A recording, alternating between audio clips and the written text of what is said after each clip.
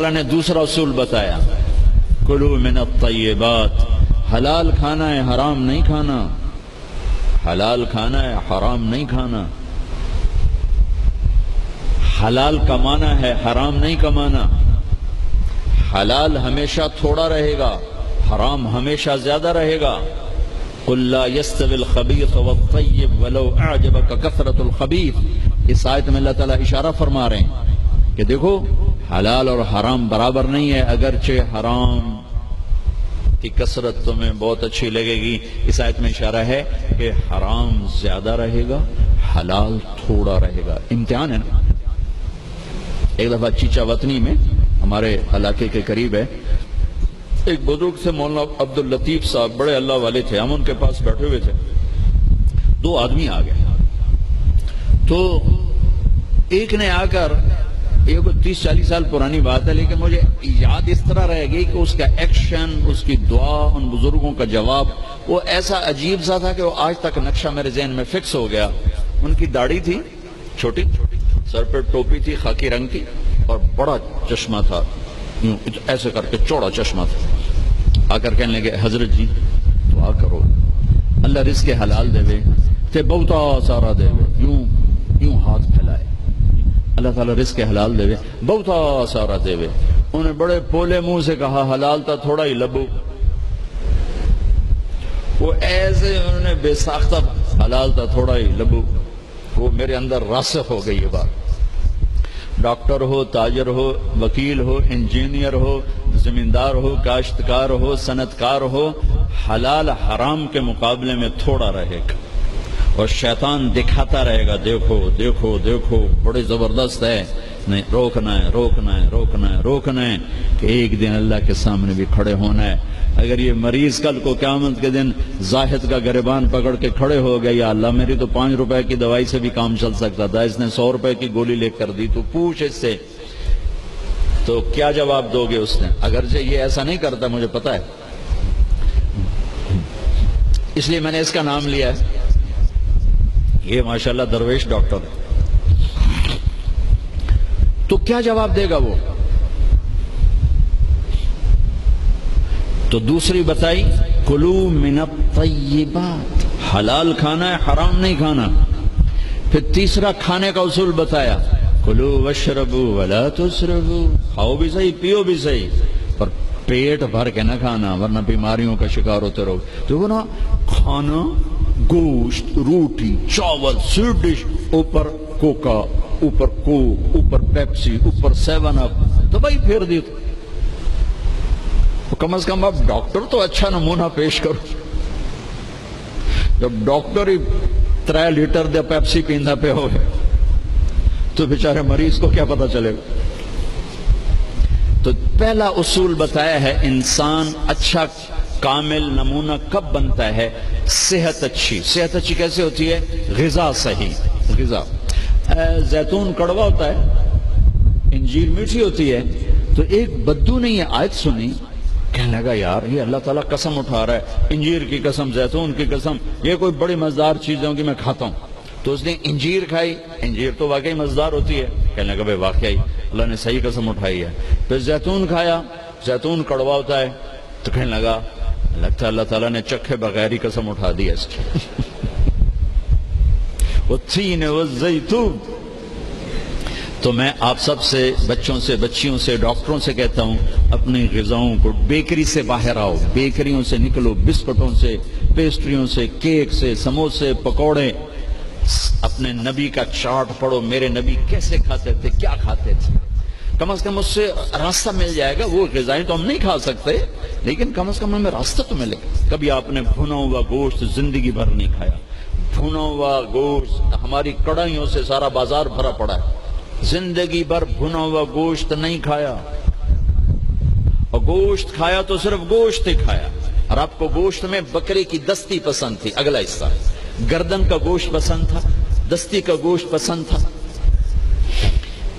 عبید رضی اللہ تعالیٰ عنہ باورچی تھے، وہ دیگ چڑھائے ہوئے کھڑے تھے، تو آپ نے کہا عبید مجھے دستی پکڑانا۔ عربوں میں بوٹیاں نہیں بناتے تھے، پورا حصہ ڈال دیتے، تو انہوں نے ایسے ڈوئی ڈالی اور دستی نکال کے آپ کو پیش کی۔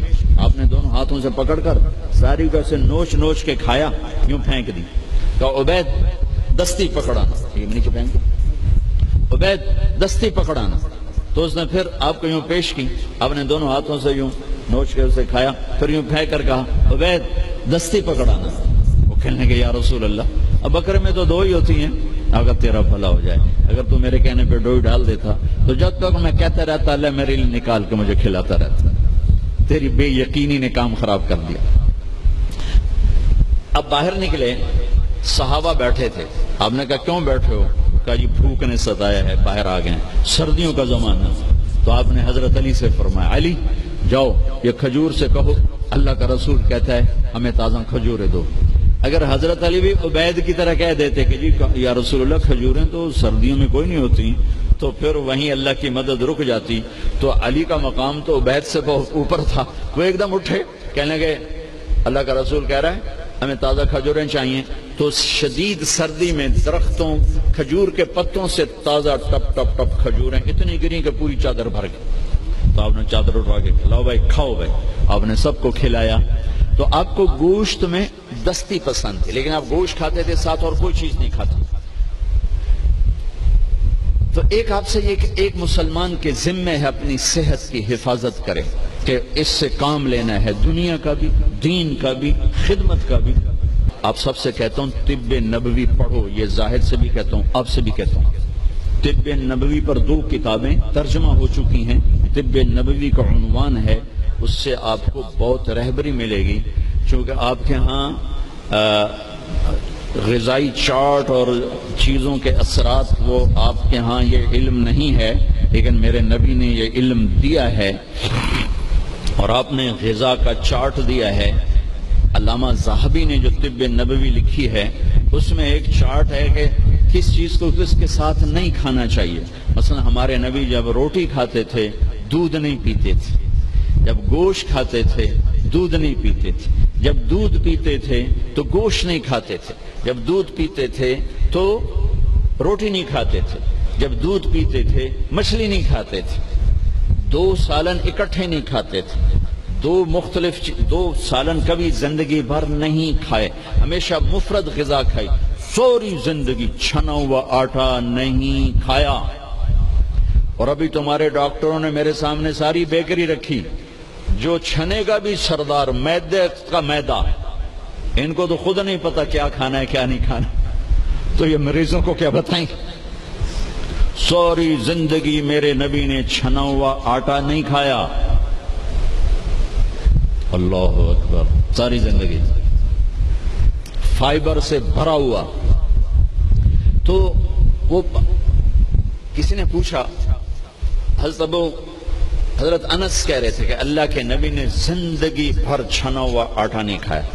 تو ان کے شاگردوں نے پوچھا پھر آٹے کو کیسے صاف کرتے تھے؟ کہا اس کو پیستے تھے، پھر وہ پھونک مارتے تھے، پھونکوں سے جو چھلکے اڑ گئے باقی کو گوندھ کے روٹی بنائی جاتی تھی. تو چلو ہم تو اتنے مضبوط نہیں ہیں کہ ایسی روٹی کھا سکیں، لیکن ہم یہ بیکری تو چھوڑ سکتے ہیں. ہماری جماعت گئی بینن، ایک ساتھی کو ہارٹ اٹیک ہو گیا، ہاسپٹل لے گئے. انہوں نے کہا جی یہاں تو کوئی ہارٹ کا ڈاکٹر ہی کوئی نہیں.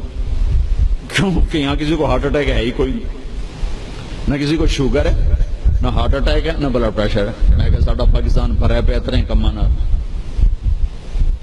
پھر انہوں نے ریسرچ کی کہ وجہ کیا ہے، تو پتہ چلا کہ پورے ملک میں بیکری کوئی نہیں.